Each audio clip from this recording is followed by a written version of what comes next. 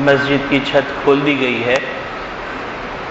مسجد کے خدمت گزار راستوں میں موجود ہیں، ان کے ساتھ تعاون کرتے ہوئے مسجد کی چھت پر تشریف لے جائیں۔ وہاں تمبو بھی لگا ہوا ہے اور تمام انتظامات ہیں تاکہ بعد میں آنے والوں کے لیے پریشانی نہ ہو اور آپ کو بھی سہولت رہے۔ جزاکم اللہ خیر۔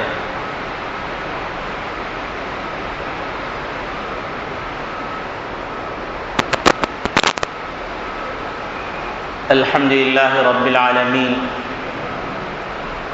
والصلاة والسلام على اشرف الانبیاء والمرسلین وخاتم النبیین محمد وعلى آلہ وصحبہ ومن تبعهم بإحسان ودعا بدعوتهم إلى يوم الدين. أما بعد فأعوذ بالله من الشيطان الرجيم. بسم الله الرحمن الرحيم. قال الله تبارك وتعالى: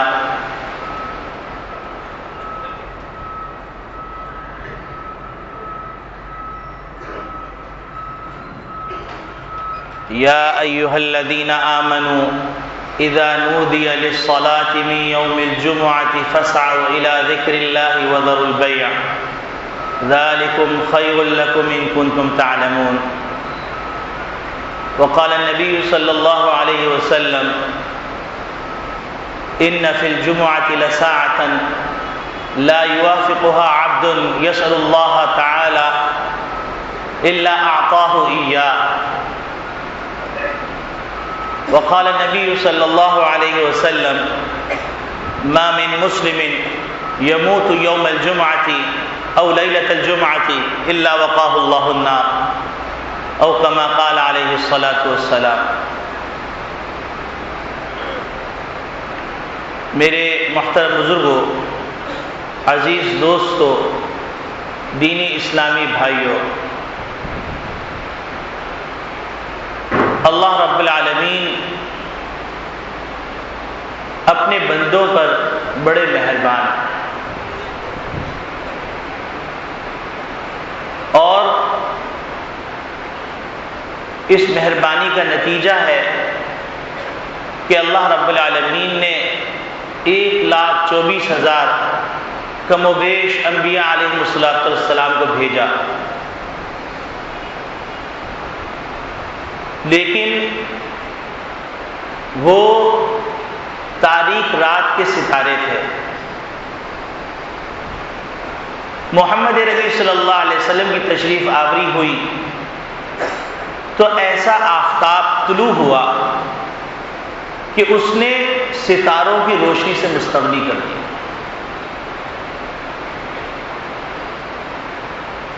جب تک ستارے چمک رہے تھے لوگ اس سے راستہ تلاش کر رہے تھے، لیکن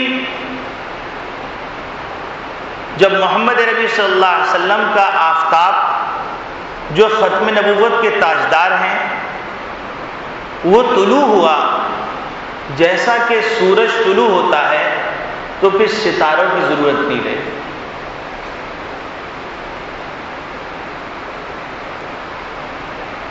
اللہ رب العالمین اپنے بندوں پر اس قدر مہربان کہ بندوں کی پیدائش سے پہلے اللہ رب العالمین نے بندوں کے لیے انتظامات کیے۔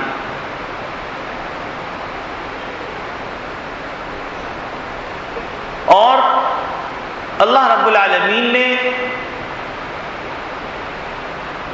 7 آسمان بطور چھت کے بنائے، 7 زمینیں بطور فرش کے بنائیں، پھر اللہ رب العالمین نے 7 آسمانوں میں سے 7ویں آسمان کو منتخب فرما لیا اپنے عرش کے لیے۔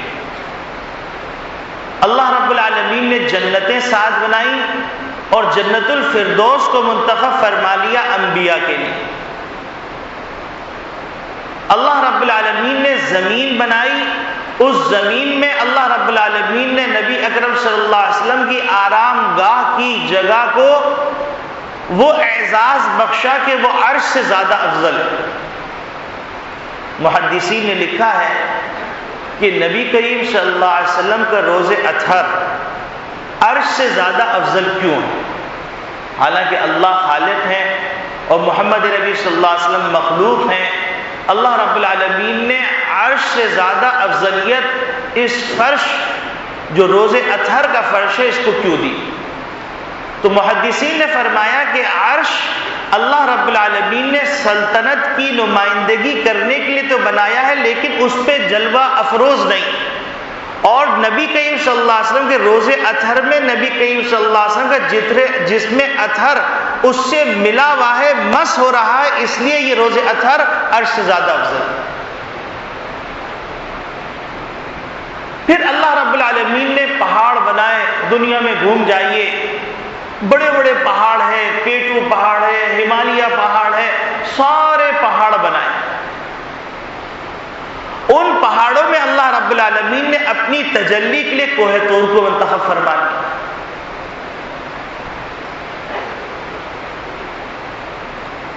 اسی طریقے سے اللہ رب العالمین نے مہینے بنائے، اور ان مہینوں میں اللہ رب العالمین نے رمضان مبارک کو ایک خاص مقام عطا کر دیا، اور اللہ رب العالمین نے راتیں بنائی، لیکن اللہ رب العالمین نے لیلۃ القدر کو ایک خاص مقام عطا فرمایا۔ پھر اسی طریقے سے اللہ رب العالمین نے 7 دن بنائے، اور 7 دن میں اللہ رب العالمین نے جمعے کو سید الایام بنا دیا۔ یہ جمعہ ہے کیا؟ اس کی حقیقت کیا ہے؟ اس کا مقصد کیا ہے؟ اس میں نبی اکرم صلی اللہ علیہ وسلم اپنی امت کو کیا پیغام دیا کرتے تھے؟ جمعہ مسلمانوں کا ایک اجتماع تھا، اور جمعہ مسلمانوں کا اجتماع ہے، اور جمعہ مسلمانوں کا اجتماع رہے گا، لیکن یہ ایک روح پرور اجتماع تھا، ایک ولولہ انگیز اجتماع تھا، ایمانی تعلیمات سے بھرپور اجتماع تھا۔ نبی اکرم صلی اللہ علیہ وسلم اس اجتماع میں مسلمانوں کی طرف رخ کر کے یا ایھا الذین آمنوا یا ایھا الناس کہہ کر ان کو ان کا بھولا ہوا سبق یاد دلاتا۔ یہ ایسا عظیم اجتماع تھا، لیکن بعد زمانہ کی وجہ سے جیسے جیسے ہر چیز کی روح نکلتی گئی، ایسے ہی جمعے کی بھی روح نکل گئی۔ جمعہ ایک رسم بن گیا، جمعہ ایک رواج بن گیا۔ یہی وجہ ہے ایک شاعر نے تکلیف سے کہا، رہ گئی رسم اذاں روح بلالی نہ رہی، رہ گئی رسم اذاں روح بلالی نہ رہی، کہ بلال جب اشہد ان محمد رسول اللہ کہتے اور روز اطہر کی طرف دیکھتے بے ہوش ہو کے گر جاتے کہ ہائے یہ کون سا وقت آ گیا کہ میں پہلے جب اشہد ان محمد رسول اللہ کہتا تھا تو نبی کریم صلی اللہ علیہ وسلم کے چہرے انور سے لطف اندوز ہوتا تھا، اور آج اشہد ان محمد رسول اللہ نبی اکرم صلی اللہ علیہ وسلم کے لختے جگر حضرت حسین رضی اللہ تعالیٰ حسن رضی اللہ تعالیٰ کی فرمائش پر مدینے آ کر، شام سے مدینے آ کر اذان دینے کے لیے کھڑے ہوتے ہیں، اشہد ان محمد رسول اللہ کہتے ہیں۔ جس طرح جمعے کی روح نکل گئی، جس طرح اسلامی تہوار کی روح نکل گئی، جس طرح اسلامی تہذیب کی روح نکل گئی، جس طرح اسلامی معاشرت کی روح نکل گئی، جس طرح اسلامی اقدار کی روح نکل گئی، جس طرح اسلامی تمدن کی روح نکل گئی، جس طرح اسلامی ایوانوں کی روح نکل گئی، جس طرح اسلامی آئین کی روح نکل گئی، جس طرح اسلامی ایوان کی روح نکل گئی، جس طرح اسلامی سلطنت کی روح نکل گئی، جس طرح اسلامی تجارت کی روح نکل گئی، جس طرح اسلامی اقتصادیات کی روح نکل گئی، جس طرح اسلامی عبادات کی روح نکل گئی، جس طرح اسلامی معاملات کی روح نکل گئی، جس طرح اسلامی عقائد کی روح نکل گئی، تو اسی طرح وہ تکلیف سے کہتا ہے، رہ گئی رسم اذاں روح بلالی نہ رہی، فلسفہ رہ گیا تلقین غزالی نہ رہی۔ ایک اور شاعر کو تکلیف ہوئی، تکلیف کے اندر تڑپ کے کہنے لگا، وائے ناکامی متائے کارواں جاتا رہا، وائے ناکامی متائے کارواں جاتا رہا، یعنی جو ہمارا سرمایہ افتخار تھا، جو ہمارا نظام تھا، جو ہمارا نظام معاشرت تھا، جو ہمارا نظام سلطنت تھا، جو ہمارا نظام عدالت تھا، جو ہمارا نظام تجارت تھا، جو ہمارا نظام معاملات تھا، جو ہمارا نظام خاندگی زندگی تھا، جو ہمارا نظام محلاتی زندگی تھا، جو ہمارا نظام مساجد تھا، جو ہمارا نظام مدارس تھا، جو ہمارے نظام تربیت تھا، جو ہمارا نظام خانقاہ تھا، وہ متا جاتا رہا۔ وائے ناکامی متائے کارواں جاتا رہا۔ جو دوائے درد دل دیا کرتے تھے وہ اپنی دکان بڑھا چلے۔ وائے ناکامی متائے کارواں جاتا رہا۔ کارواں کے دل سے احساس ضیاء جاتا رہا۔ مسلمان کے دل سے اتنا بڑا سرمایہ لوٹ گیا، اس کا احساس بھی چلا گیا۔ کبھی ہماری زبان سے بولا جاتا تھا، کبھی ہماری آنکھوں سے دیکھا جاتا تھا، کبھی ہمارے قلم سے لکھا جاتا تھا، کبھی ہم دنیا کی زمام مملکت کو سنبھالتے تھے، کبھی ہمارا سکہ چلتا، کبھی ہمارے قدم پر قدم رکھ کر چلنا سرمایہ افتخار سمجھا جاتا تھا، کبھی ہمارے لباس کو تہذیب سمجھا جاتا تھا، کبھی ہماری گفتگو کو انتہائی بلند و بالا گفتگو سمجھا جاتا تھا، کہیں ہم ادب کے ایوانوں کے اندر حکمرانی کر رہے تھے، کبھی ہم شعر و نثر کے اندر حکمرانی کر رہے تھے، کبھی قرطبہ کے کتب خانوں کے ہم اوراق گردانی کر رہے تھے، کہیں ہم نئی زبانوں کو ترویج دے رہے تھے، کبھی ہم رصد گاہوں کی حکمرانی کر رہے تھے، کبھی ہم ریسرچ سینٹر کے اسکالرز تھے، کہیں ہم بڑے بڑے تعلیمی تربیت گاہوں کے مربی تھے، معلم تھے، مدرس تھے، مفکر تھے، کہیں ہم دنیا کی جو اللہ کی مخلوقات ہے اس میں ریسرچ کے گھوڑے دوڑا رہے تھے۔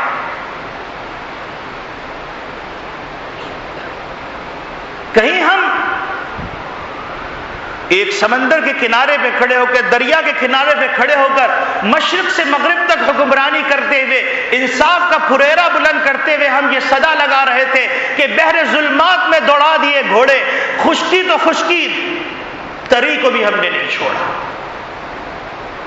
ایک وقت وہ تھا ہم سریا پہ بیٹھے ہوئے تھے، اور سریا سے ہم کو جب دے مارا تو پستی کی ان انتہاؤں میں چلے گئے کہ وائے ناکامی متائے کارواں جاتا رہا۔ امام راضی پیدا نہیں ہو رہے، امام غزالی پیدا نہیں ہو رہے، سلطان صلاح الدین ایوبی پیدا نہیں ہو رہے۔ تکلیف سے شاعر کہتا ہے ہاتھی صلاح الدین ثانیۃ فینا، ہاتھی صلاح الدین ثانیۃ فینا، اے امت مسلمہ ایک صلاح الدین پھر سے پیدا کرو، وحددی حطین او شبہ الطین، وہ ولولہ پیدا کرو جو تمہارے اندر ولولہ حطین کے میدان میں تھا، کہ دنیا کی ساری طاغوتی طاقتیں جمع ہو گئی تھی لیکن ایک انچ بھی سلطنت اسلامیہ کی ہلا نہیں سکی۔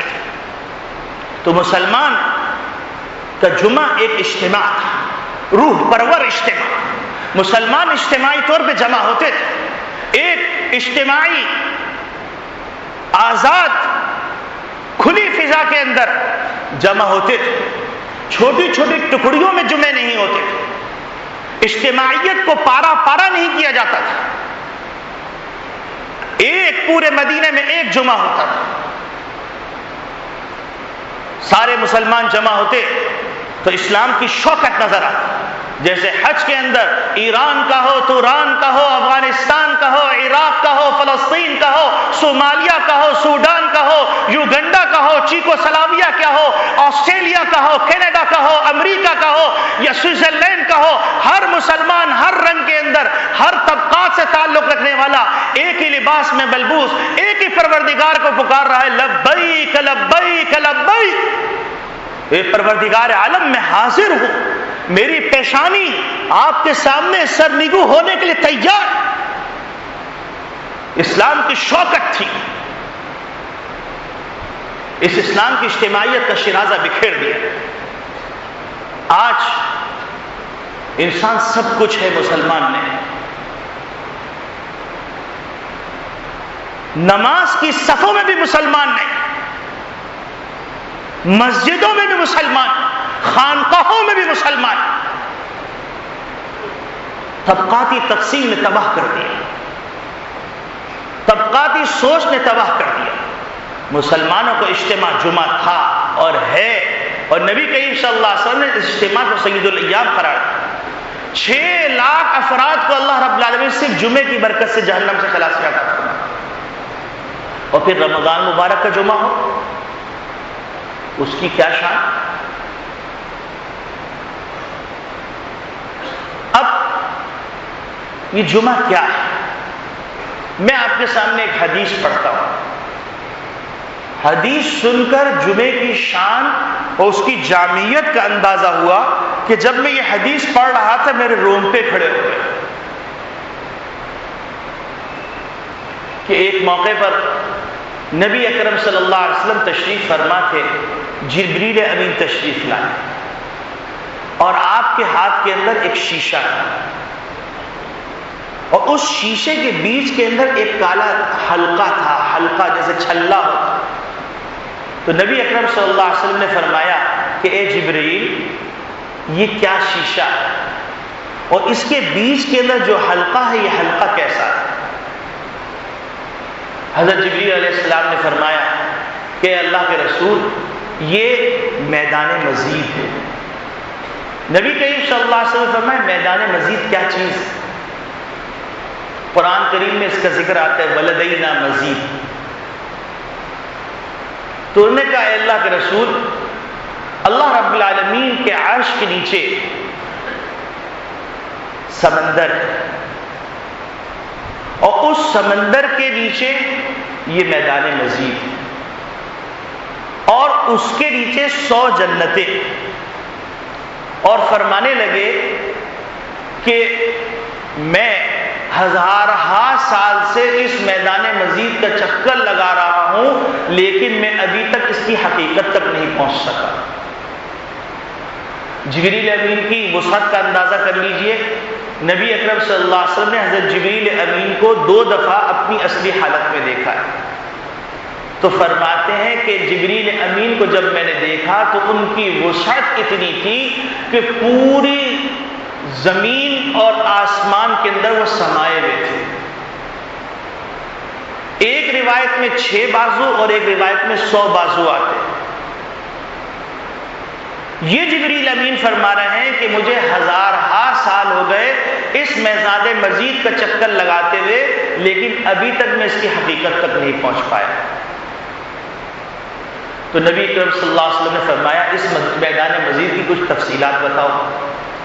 تو حضرت جبریل علیہ السلام فرمانے لگے کہ یہ میدان مزید اللہ رب العالمین نے بنایا ہے، اس میں ہر چیز سفید ہے، گھاس سفید، درخت سفید، کرسیاں جو ہیں وہ سفید، اس میں جو کچھ بھی چیزیں ہیں وہ سفید، ہر چیز سفید۔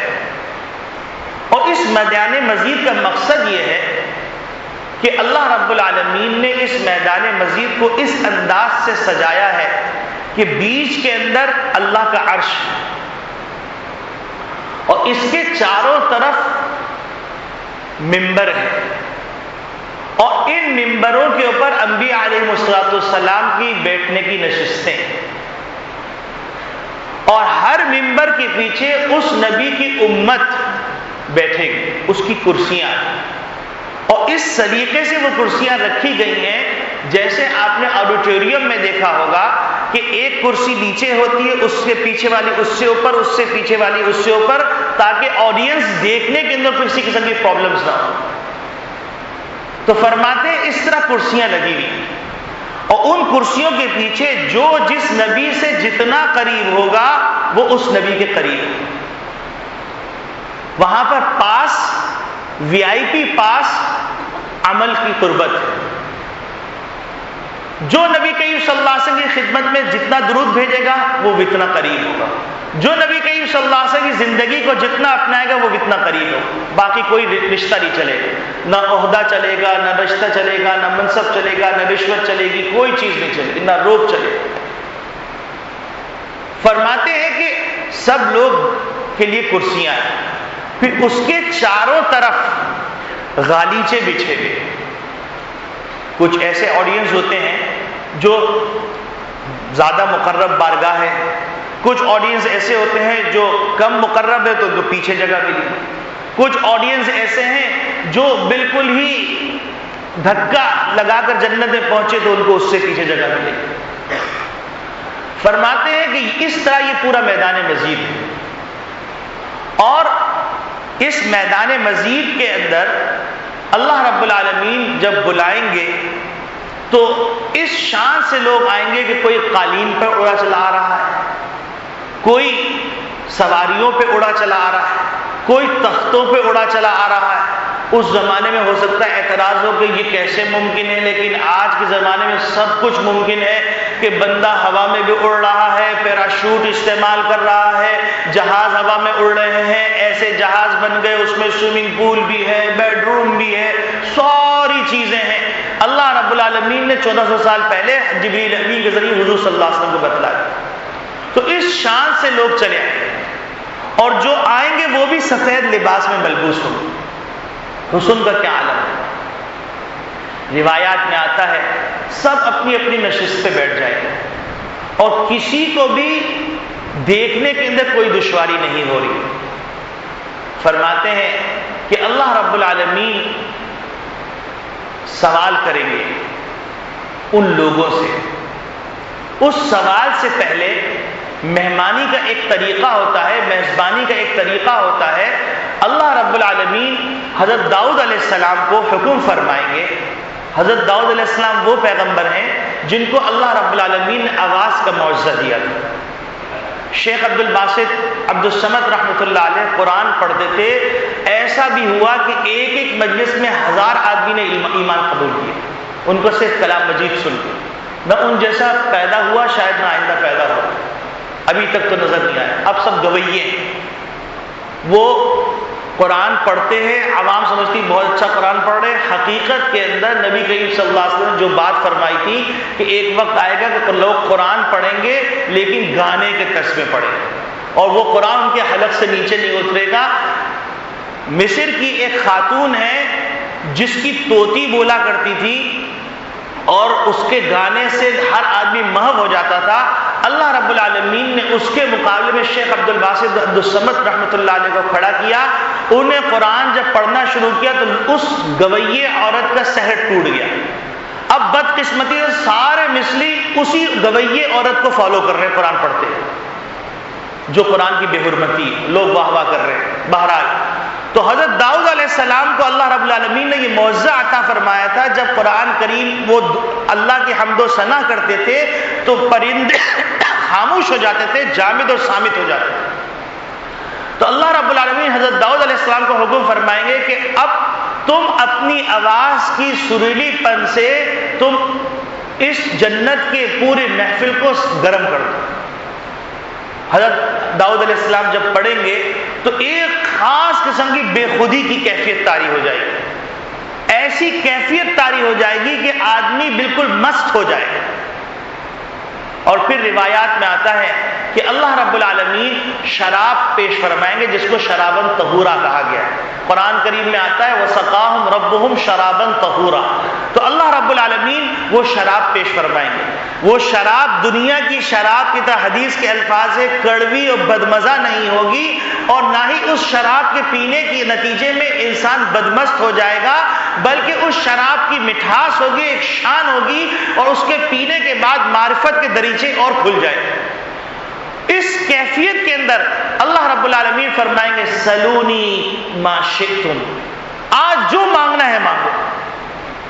سوچو، حسن کا پیدا کرنے والا خالق، ماں باپ کا پیدا کرنے والا خالق، ماں کے دل میں محبت ڈالنے والا خالق، کائنات کے اندر حسن و جمال رکھنے والا خالق، تمام دنیا کے اندر دولتوں کے خزانے رکھنے والا خالق، دنیا کو بنانے والا خالق، وہ خالق کہہ رہا ہے مانگو آج جو مانگنا ہے۔ اور ایک سرور کی کیفیت، اس کیفیت کے عالم کے اندر لوگ ہکا بکا ہو جائیں گے، اور اللہ رب العالمین سے کہیں گے اے پروردگار عالم آپ نے سب کچھ تو عطا کر دیا۔ اللہ کہیں گے نہیں مانگو، وہ کہیں گے اے پروردگار عالم آپ اپنی رضا عنایت فرما دیجیے۔ اللہ اللہ رب العالمین ارشاد فرمائیں گے کہ اے میرے بندو، اگر میری رضا نہ ہوتی تو تم یہاں آ ہی نہیں سکتے تھے، رضا تو تم کو دی تھی۔ اب وہ پریشان ہو جائیں گے، آپس میں مشورہ کریں گے اور کہیں گے کہ ہم کیا مانگیں۔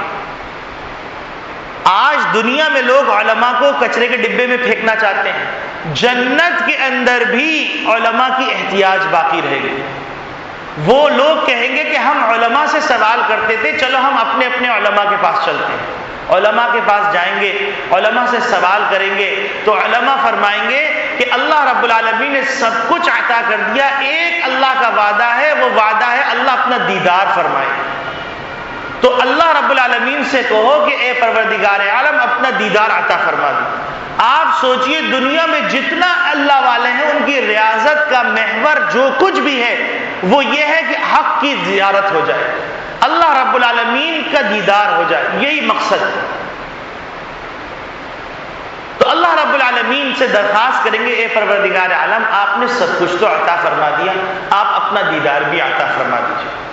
اللہ رب العالمین ارشاد فرمائیں گے کہ اچھا میرے بندو، روایات میں آتا ہے کہ اللہ رب العالمین اپنے اوپر سے جو کبریائی کے پردے وہ ایک ایک کر کے ہٹانا شروع کریں گے، اور ایسے پردے ہٹیں گے، ہٹنے کے بعد جیسے صبح کا ایک جھپیٹا ہوتا ہے، ایک ایسی ٹھنڈی فضا اور ایک ٹھنڈی روشنی، ایسی روشنی ہو جائے گی، اور اللہ رب العالمین کی تجلی عرش پہ جب پڑنے لگے گی تو اس تجلی کے رعب سے عرش چرچرانے لگے گا، اور پھر اس کے بعد اللہ رب العالمین جب اپنا دیدار فرمائیں گے تو ہر آدمی دم بخود رہ جائے گا، اور اللہ رب العالمین کے دیدار کے بعد اب اس کو ہر نعمت ہیچ معلوم ہو رہی ہے، ہر نعمت، اب کسی نعمت کی ضرورت نہیں۔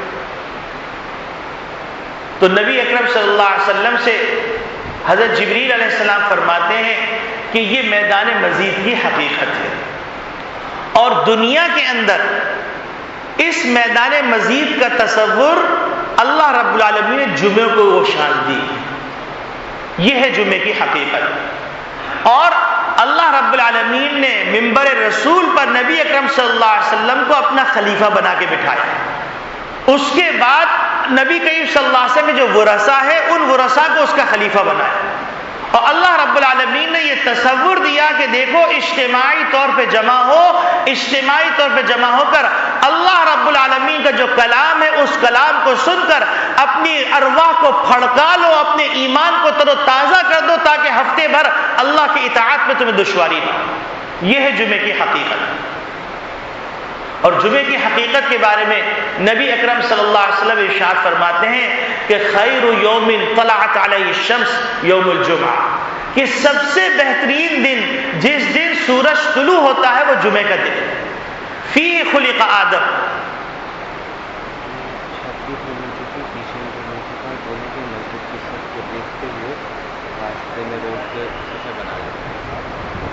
ابھی اطلاع یہ آئی ہے کہ اللہ کے فضل سے چھت بھی فل ہو چکی ہے، اور مسجد کا ہال، مسجد کا صحن، مسجد کے راستے بھی فل ہو چکے ہیں، تو لہٰذا آپ حضرات سے درخواست ہے کہ مسجد کی صف کا اندازہ کر کے سڑک کے اوپر اپنی صفیں بنانا شروع کریں، اس ترتیب سے بیٹھ جائیے۔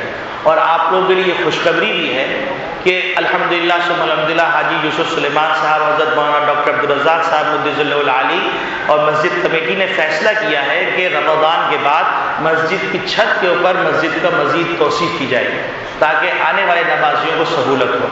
اللہ رب العالمین اس اجتماعیت کو باقی رکھے اور مسلمانوں کے اندر آپس میں اجتماعی طور پہ جمع ہونے کا جذبہ پیدا فرمائے۔ تو آپ دعا بھی فرمائیے کہ اللہ رب العالمین اس عظیم کام کی تکمیل فرما دے۔ تو میں بات یہ عرض کر رہا تھا کہ نبی اکرم صلی اللہ علیہ وسلم ارشاد فرماتے ہیں خیر یوم طلعت علیہ الشمس، بہترین دن جس میں سورج طلوع ہوگا وہ اللہ رب العالمین نے جمعے کا دن رکھا ہے، فی خلق آدم، اسی دن اللہ رب العالمین نے آدم علیہ السلام کی تخلیق فرمائی۔ آپ سوچئے کائنات کو بنایا جا رہا ہے اور کائنات کا جو خلیفہ بنایا جا رہا ہے اس کی تخلیق جمعے کے دن کی جائے، فیہ خلق آدم ومنہا اخرج، اور اسی دن اللہ رب العالمین نے آدم علیہ السلام کو خلافت سے سرفراز کر کے دنیا کے اندر بھیجا. وَلَا تَقُومُ السَّاعَةُ إِلَّا يَوْمَ الْجُمْعَةِ، اور قیامت قائم نہیں ہوگی مگر جمعے کے دن. ایک اور موقع پہ نبی اکرم صلی اللہ علیہ وسلم اس جمعے کی عظمت کے بارے میں فرماتے ہیں إِنَّ فِي الْجُمُعَةِ لَسَاعَةً لَا يُوَافِقُهَا عَبْدٌ مُسْلِمٌ يَسْأَلُ اللَّهَ تَعَالَى عَزَّ وَجَلَّ إِلَّا أَعْطَاهُ إِيَّاهُ، کہ جمعے کے دن ایک ایسی گھڑی ہے، اس گھڑی کے وقت کوئی اللہ کا بندہ اللہ سے مانگے تو اللہ رب العالمین ضرور بھی ضرور اس کی دعا قبول کرتا ہے. اب بزرگان دین نے اس کے مختلف اوقات لکھے ہیں. ایک وقت یہ لکھا کہ امام جب خطبہ دیتا ہے، خطبے کے درمیان جو بیٹھتا ہے، اس پہلے خطبے اور دوسرے خطبے کے درمیان کا جو وقت ہے وہ گھڑی وہ ہے، اس وقت جو دعا مانگی قبول ہوتی. بعض محدثین نے فرمایا کہ اس سے وہ وقت مراد ہے جو جمعے کی عصر کی نماز ختم ہونے کے بعد مغرب سے کچھ پہلے کا وقت ہوتا ہے، اس وقت جو دعا مانگی جائے وہ قبول ہوتی. تو بہرحال جمعے کے پورے دن ہی مانگتے رہے، ہم چلتے پھرتے اللہ سے مانگتے جو بھی وقت آ جائے. جمعے کی فضیلت کے بارے میں نبی اکرم صلی اللہ علیہ وسلم ایک اور موقع پہ ارشاد فرماتے ہیں ما من مسلم یموت یوم الجمعۃ او لیلۃ الجمعۃ الا وقاه اللہ النار، کوئی مسلمان جمعے کے دن یا جمعے کی رات میں انتقال کرتا ہے تو اللہ رب العالمین اس کو عذاب قبر سے محفوظ فرماتا ہے. یہ جمعہ یہ کوئی معمولی چیز نہیں.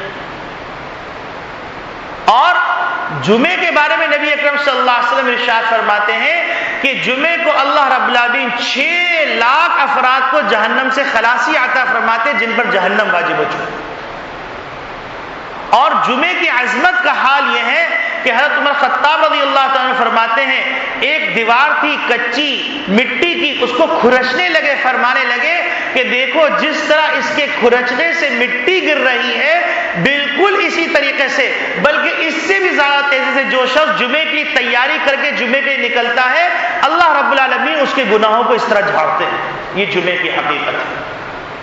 ہم جمعے کو معمولی سمجھتے ہیں، جمعے کو ایک رسم سمجھتے ہیں، جمعے کو ایک طور و طریقہ سمجھتے ہیں، جمعے کو ایک اسلامی تہوار سمجھتے ہیں. جمعے کے بارے میں نبی کریم صلی اللہ علیہ وسلم ارشاد فرماتے ہیں، اس روایت کے راوی حضرت ابو ہریرہ رضی اللہ تعالیٰ عنہ ہیں جو تقریباً 4,500 روایات کے راوی ہیں، اور نبی کریم صلی اللہ علیہ وسلم جن کے لیے باضابطہ طور پر چادر پھیلائی اور دعا فرمائی، اس کے بعد چادر کو لپیٹ کے ان کے سینے سے لگایا. حضرت ابو ہریرہ رضی اللہ تعالیٰ فرماتے ہیں اس کے بعد مجھے کوئی حدیث بھولی نہیں. تو حضرت ابو ہریرہ رضی اللہ تعالیٰ فرماتے ہیں کہ جمعے کے دن جو اول وقت میں آتا ہے تو اللہ رب العالمین اس کو ایسا ثواب دیتے ہیں جیسے اونٹ صدقے کے لیے مدینہ طیبہ بھیجا، حرم بھیجا. اور جو دوسرے نمبر پہ آتا ہے اللہ رب العالمین اس کو گائے کا ثواب دیتے ہیں، تیسرے نمبر پہ آنے والے کو بکری کا ثواب دیتے ہیں، چوتھے نمبر پہ آنے والے کو مرغی کا، اور 5ویں نمبر پہ آنے والے کو اللہ رب العالمین انڈے کا ثواب دیتے ہیں جو صدقے کے لیے حرم بھیجا گیا. اس کے بعد فرشتوں کی جماعت جو راستوں میں کھڑی ہوئی رجسٹر میں اندراج کروا رہی ہوتی ہے، تو وہ جماعت جب امام خطبہ شروع کرتا ہے تو وہ رجسٹر بند کر کے خطبہ سننے کے لیے بیٹھ جاتے ہیں. اب سوچنے کی بات یہ ہے کہ ہم نماز کے لیے آ رہے ہیں لیکن رجسٹر میں اللہ کے فرشتوں کے رجسٹر میں ہمارا نام نہیں لکھا گیا. یہی وجہ ہے کہ حدیث میں آتا ہے، فقہ کی کتابیں میں موجود ہے، اذا خرج الامام فلا صلاۃ ولا کلام، کہ جب امام گھر سے نکلے تو اب نہ نماز پڑھی جا سکتی ہے نہ کلام کیا جا سکتا ہے، یعنی خطبے کے دوران سکوت اختیار کیا جائے. حتیٰ کہ روایات میں آتا ہے کہ من قال اسکت، کس نے اپنے پڑوسی سے کہہ دیا کہ خاموش ہو جاؤ تو فقط لگا اس نے جمعہ ضائع کر دیا. حتیٰ کہ جب خطبہ شروع ہو تو دعا مانگنے کی اجازت نہیں، حتیٰ کہ عظیم ترین عبادت جس عبادت میں نبی کریم صلی اللہ علیہ وسلم کے اوپر درود بھیجنے کی بات میں اللہ شریک، فرشتے شریک اور تمام مومنین شریک، اس عبادت کی بھی اجازت نہیں. یہ اتنا حساس معاملہ.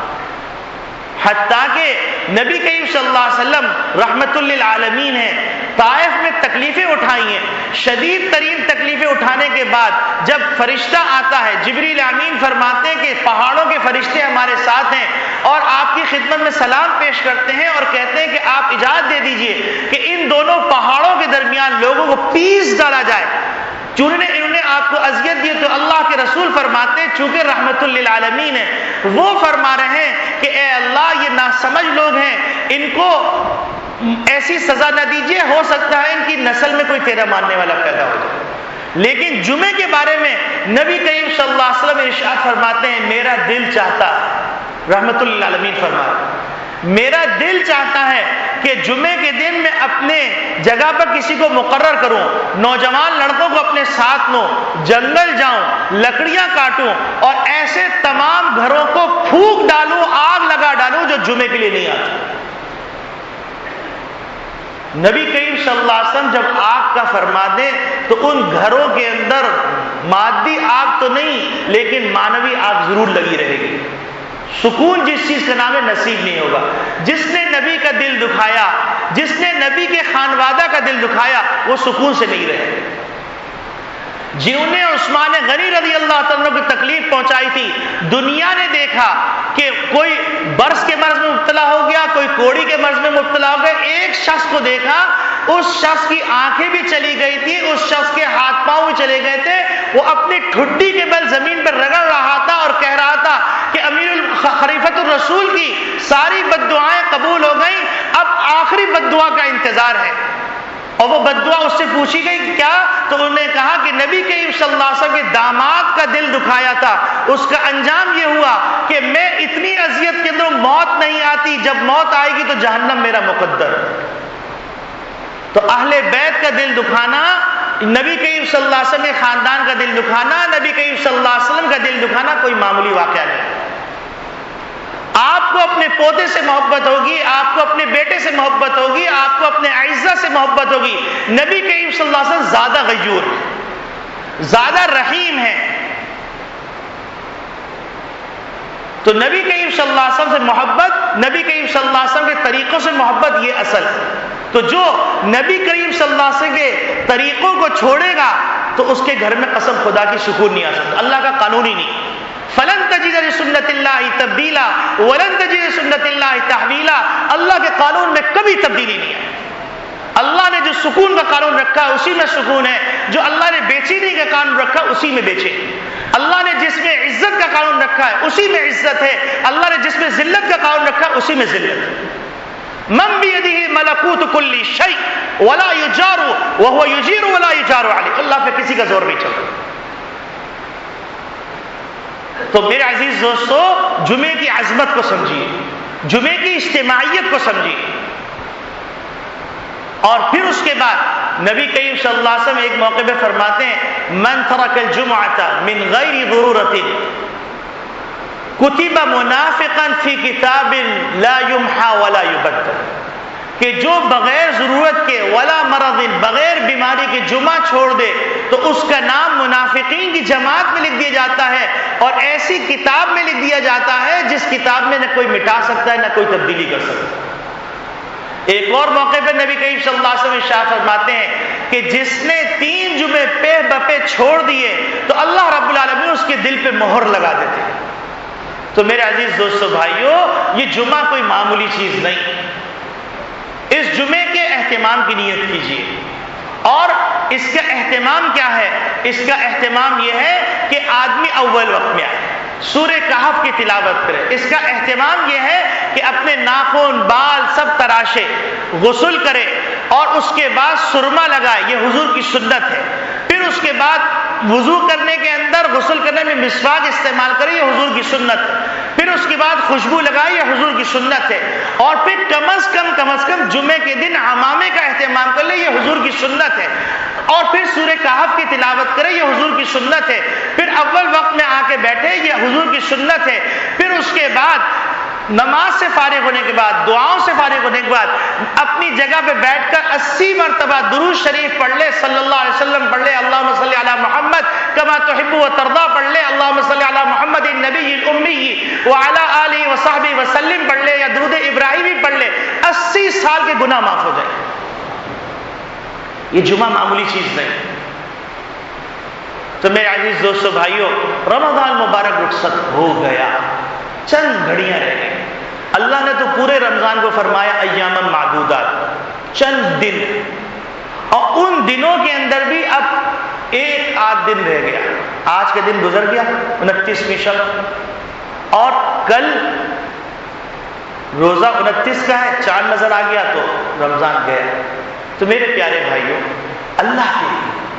اللہ کے خاطر، اللہ کی خوشنودگی کی خاطر اللہ سے اپنے تمام گناہوں کا استحضار کر کے توبہ کرنی ہے، اور اس کے بعد تمام گناہوں کو چھوڑنے کا عزم کرنا ہے، اور اس کے بعد نمازوں کا اہتمام، جمعے کا اہتمام، قرآن کی تلاوت کا اہتمام، برے اعمال کو چھوڑنے کا اہتمام، اچھی چیزوں کو اختیار کرنے کا اہتمام، یہ نیت کر کے ہم اٹھیں گے تو اللہ رب العالمین اس جمعے کے صدقے میں سب کا معاملہ صاف کر دے۔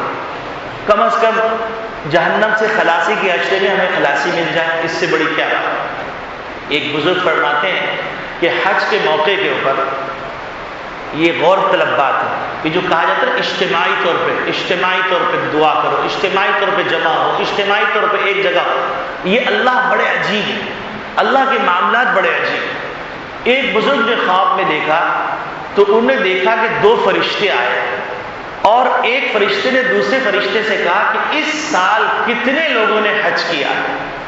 تو انہوں نے کہا کہ اس سال 6 لاکھ افراد نے حج کیا۔ تو دوسرے نے پوچھا اچھا یہ بتلاؤ کس کا حج قبول ہو؟ تو انہوں نے کہا سوائے 6 آدمی کے باقی کسی کا حج قبول ہو۔ تو وہ فرماتے ہیں کہ مجھے اتنا صدمہ ہوا کہ تکلیف سے میرا دل چاہا کہ میں اپنے آپ کو کیا کر ڈالوں، لیکن پھر اس نے کہا کہ باقی کے ساتھ پھر کیا معاملہ ہوا؟ تو انہوں نے کہا اللہ رب العالمین نے ان 6 اشخاص کے صدقے میں 6 لاکھ کا حج قبول کر لیا۔ یہ اللہ ہے، یہ اللہ ہے۔ اللہ رب العالمین کے اتنے جب بندوں کا اجتماع ہوتا ہے اس میں کون اللہ والا ہے نہیں پتا، اور اللہ کی رحمت سے یہ بات بعید ہے کہ اللہ ایک کو نوازے اور باقی کو چھوڑ دے۔ وہ سخی داتا ہے، وہ داتا ہے، دیتا ہے، دل کھول کے دیتا ہے۔ سخیوں کو اس نے سخی بنایا بھائی۔ تو اس اجتماع کے اندر ہم اللہ کو منا لیں اور اللہ سے یہ کہہ دیں کہ اللہ تو مان جا،